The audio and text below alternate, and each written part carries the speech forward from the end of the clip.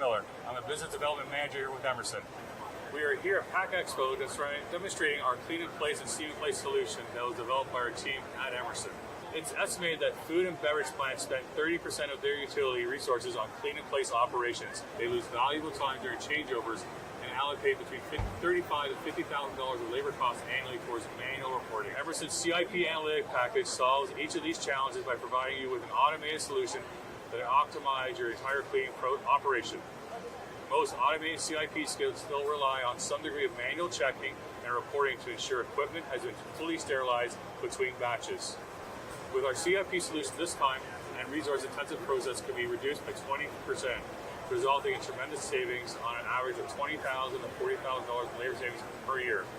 The Mavicon software stack provides reporting and tamper-proof data validation in compliance with FDA CFR 21 Part 11 requirements.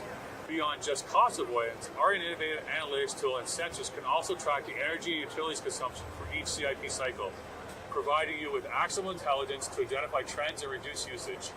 For example, saving you 30 to 45% on water consumption annually by providing you the data and means to modify your system to make it more efficient.